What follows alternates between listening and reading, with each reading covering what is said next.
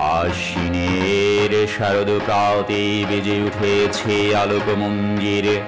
ধরণীর বহিরাকাশে অন্তরিত মেঘমালা, প্রকৃতির অন্তরাকাশেই জাগরিত জ্যোতির্ময়ী জগন্মাতার আগমন বার্তা।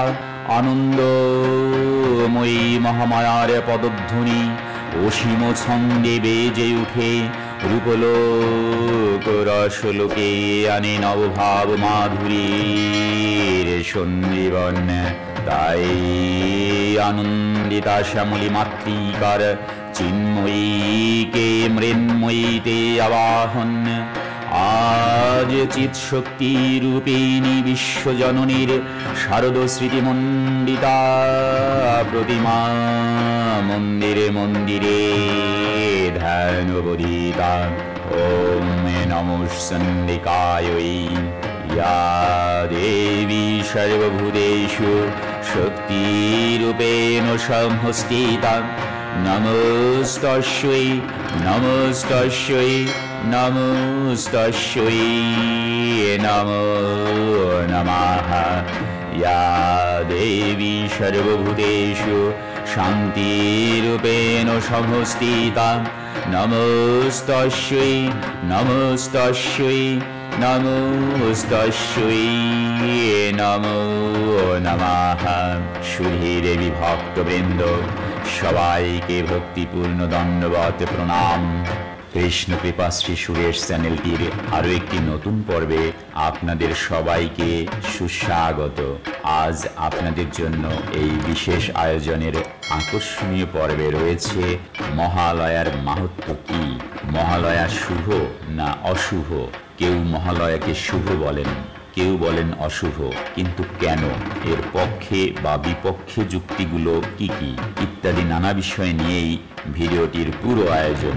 আশা করছি পুরো আয়োজনে সাথেই থাকবেন, আর কমেন্ট বক্সে অবশ্যই লিখবেন জয় মা দুর্গা।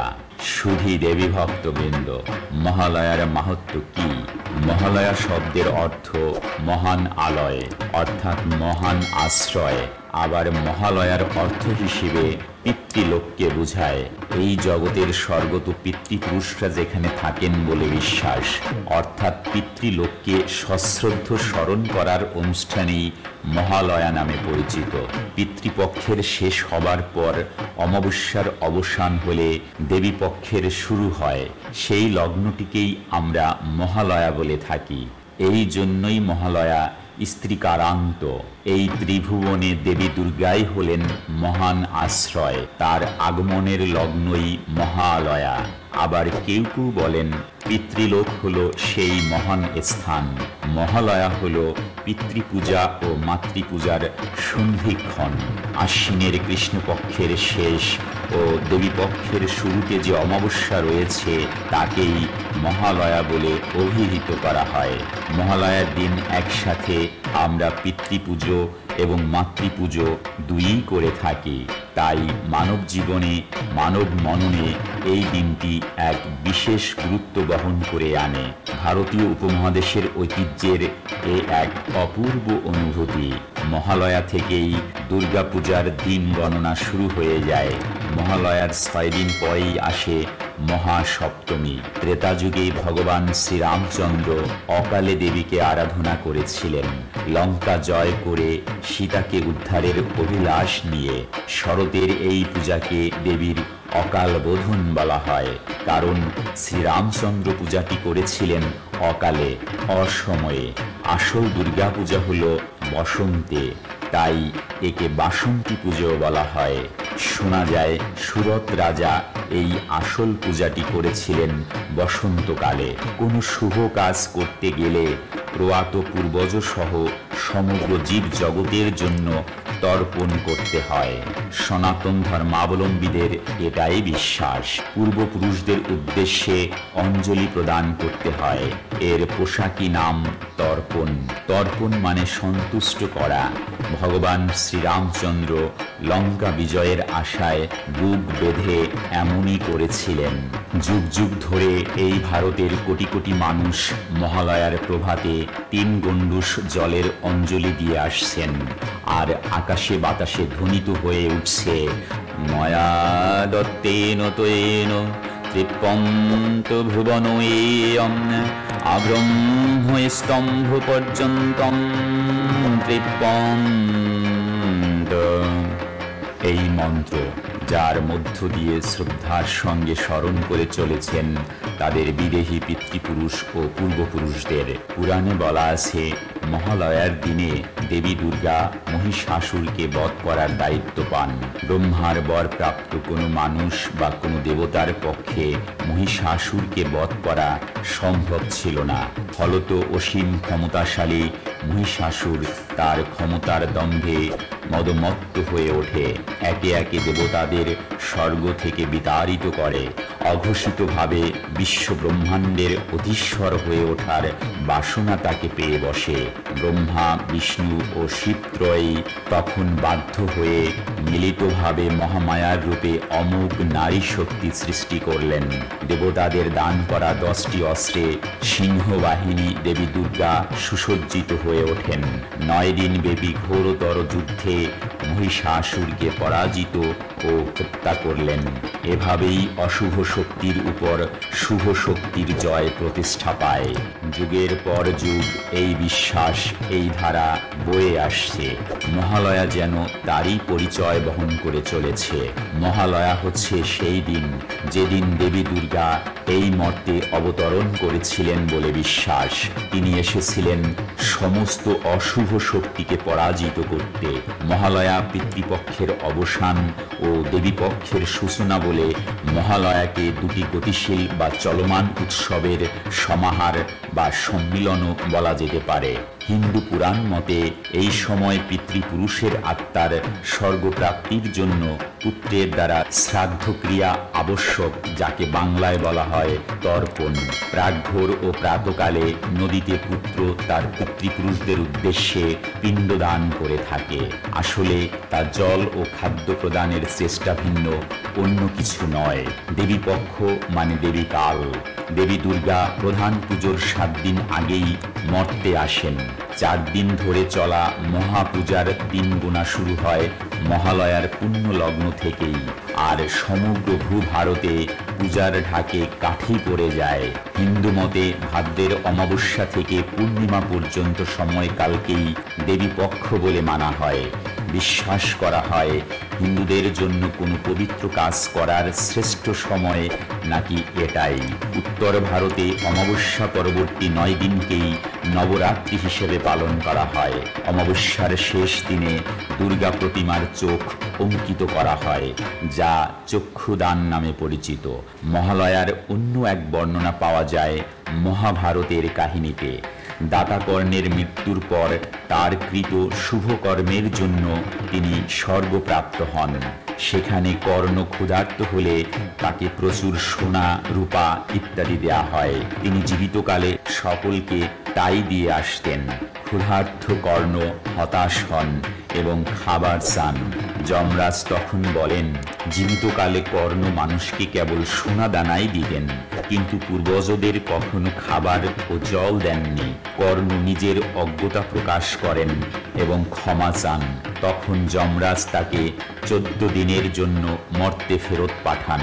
কর্ণ মর্তে এসে মানুষকে খাবার প্রদান করেন, পূর্বজদেরও খাদ্য উৎসর্গ করেন। মানুষের আসল প্রয়োজনটা অনুধাবন করতে পারেন। অনেকে বলেন এই 14 দিনও মহালয়া হিসেবে চিহ্নিত হয়ে আসছে।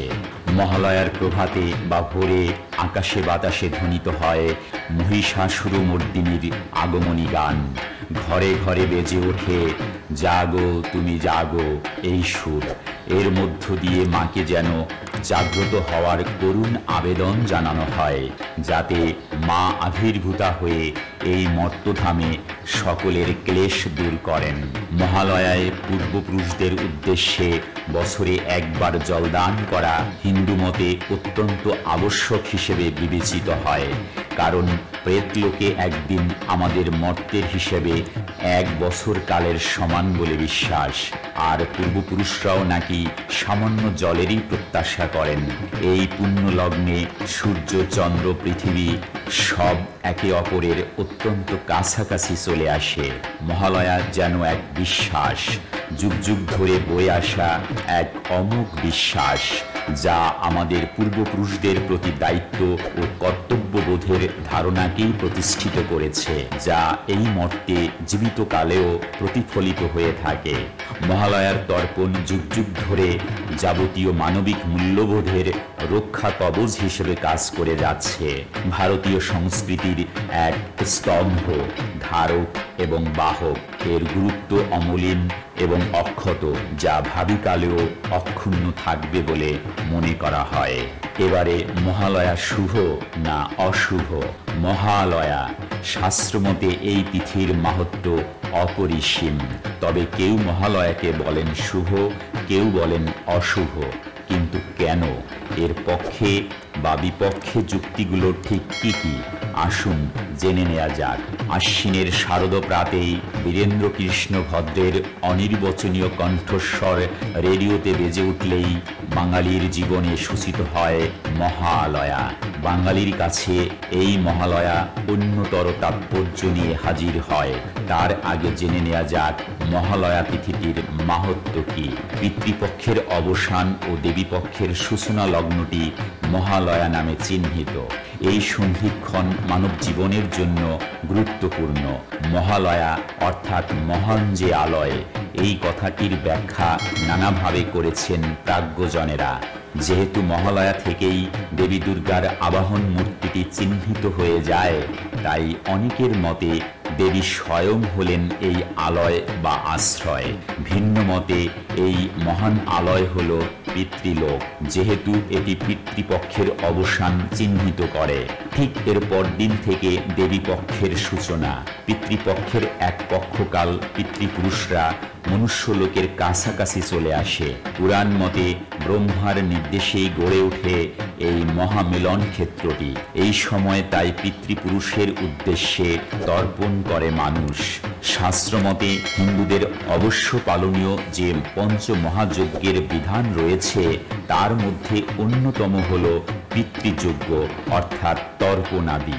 এই তর্পণ কথার অর্থ হল যাতে অন্যের তৃপ্তি হয় সেই উদ্দেশ্যে জলদান। তর্পণ তাই শুধু পিতৃপুরুষের উদ্দেশ্যেই নয়, সর্বভূতের উদ্দেশ্যেই করতে হয়। তর্পণের মন্ত্রের ভেতরেই নিহিত রয়েছে সেই নির্দেশ। আব্রহ্মস্তম্ভ পর্যন্তম দেবর্ষি পিতৃমানবা তৃপ্পন্ত পিতর সর্বে মাতৃমাতা মহোদয়। আব্রহ্ম স্তম্ভ পর্যন্তম জগৎ তৃপ্পতু। অর্থাৎ দেবগণ, ঋষিগণ, পিতৃগণ, নরগণ, ব্রহ্ম হইতে তৃণশিখা পর্যন্ত সমস্ত জগৎ আমা কর্তৃক প্রদত্ত অন্ন জলে তৃপ্তি লাভ করে। এই হলো তর্পণের গূঢ় কথা। শাস্ত্র বলে সর্বম খল্লেদম ব্রহ্ম, অর্থাৎ সমস্ত জগৎ ব্রহ্মময়। তাই জলদান করতে হয় সর্বভূতের উদ্দেশ্যেই। যেহেতু পিতৃপক্ষে পিতৃলোক ও মনুষ্যলোক কাছাকাছি চলে আসে, তাই ধারণা করা হয় এই সময়কালে যদি পিতৃপুরুষদের উদ্দেশ্যে তর্পণ অর্থাৎ জলদান করা হয়, তবে তা তাদের কাছে সহজে পৌঁছায়। যার মহাপ্রকাশ পিতৃপক্ষের শেষ দিনটিতে অর্থাৎ মহালয়ায়। এই কারণেই পিতৃপক্ষের অবসানে মানুষ তর্পণে রত হন। মহালয়ার এক অর্থ যে পিতৃলোক, তা এই ধারণা থেকেই উঠে এসেছে। একই সঙ্গে পিতৃপক্ষের অবসানে দেবীপক্ষের সূচনাও যেহেতু চিহ্নিত হয়, তাই মহালয়া অর্থে মা দুর্গাকেই আশ্রয় ধরা হয়। শাস্ত্রে কথিত আছে এই দিনেই মহিষাসুর বধের দায়িত্ব গ্রহণ করেন দেবী দুর্গা। মহিষাসুরের কবল থেকে দেবগণকে উদ্ধার করার লগ্ন যেহেতু এখান থেকেই সূচিত হচ্ছে, তাই পরমা প্রকৃতি বিশ্বজননীর আশ্রয়ই হল মহান আলয়। এমতো মত পোষণ করেন অনেকে। মহালয়া শুভ না অশুভ, এ নিয়ে তর্ক কম নেই।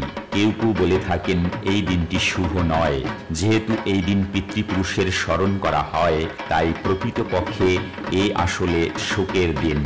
দিনটিকে সেহেতু শুভ বলে চিহ্নিত করা সঙ্গত নয়। মতান্তরে হিন্দু শাস্ত্রের যে কোনো শুভ কাজের সূচনাতেই পিতৃপুরুষকে স্মরণ বা তর্পণ করা হয়। যে রীতি হিন্দুর নিত্য পঞ্চ মহাযজ্ঞের অন্তর্গত, তাকে অশুভ বলাও বাঞ্ছনীয় নয়। যদি তর্পণের বৃহত্তর অর্থটি ধরতে হয়, তাহলে ইঙ্গিত দেয় জগৎব্যাপী এক মহামিলন ক্ষেত্রের। মিলনের এই মুহূর্ত এবং তার উদযাপন তাই কোনোভাবেই অশুভ হতে পারে না। শুভ মহালয়া। সুধী দেবী ভক্তবৃন্দ, এই দুর্লভ মানব জীবনকে সার্থক করে তুলতে সর্বদা কৃষ্ণ ভাবনায় সম্পৃক্ত থাকুন, ভালো চিন্তা ও কাজ করুন।